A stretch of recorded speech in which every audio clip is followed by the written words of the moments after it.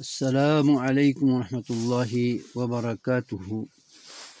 محترم سامعین، خواتین و حضرات، اجالا چاندنی امید اسلامک چینل سے آج پھر میں آپ سے مخاطب ہوں۔ میرے چینل کو آپ سبسکرائب کرتے جائیں اور نئی سے نئی نوٹیفیکیشن سنتے جائیں۔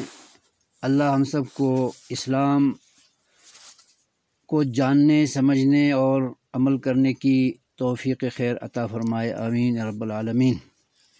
سلسلہ چل رہا تھا جاوید احمد غامدی کے غلط عقائد، باطل عقائد کے رد کا۔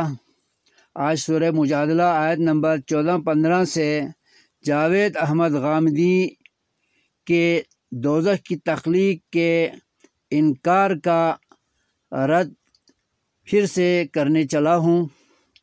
اللہ تعالیٰ نے آیت نمبر 14 میں جاوید احمد غامدی جیسے یہود دوست نام نہاد مسلمانوں کی اطلاع نبی صلی اللہ علیہ وسلم کو دیتے ہوئے، آگاہ کرتے ہوئے فرمایا ہے کہ اس قسم کے غیر مخلص نام نہاد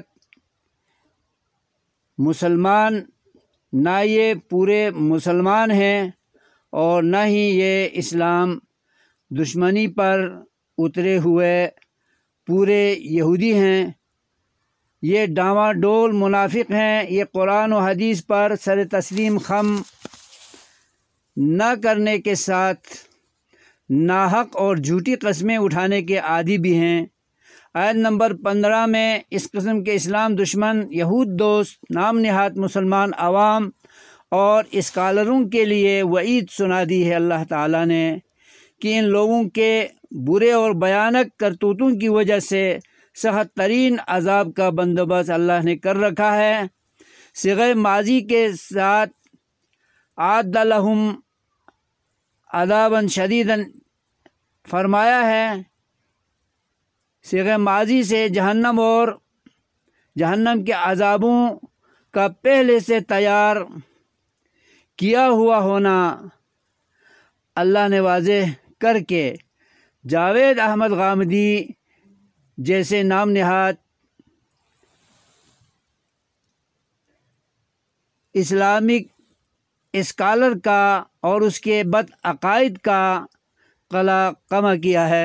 اللہ تبارک و تعالی ہم تمام مسلمانوں کو قرآن کو سمجھ کر قرآنی حقائق، قرآنی عقائد اور احکام کو جس طرح اللہ اور اس کے رسول نے صحابہ کو تعلیم دی تھی اور صحابہ نے تبع تابعین مسلمانوں کو تعلیم دی تھی، اور اسی تعلیم کو مفسرین نے اور محدثین نے، فقہاء اسلام نے، اسلام دوست مخلص علماء فضلاء فقہاء نے ہم تک دین پہنچایا ہے، اور دوزخ اور جنت کے پہلے سے اللہ کا تخلیق کیا ہوا ہونا یہی عقیدہ اہل سنت والجماعت ہے۔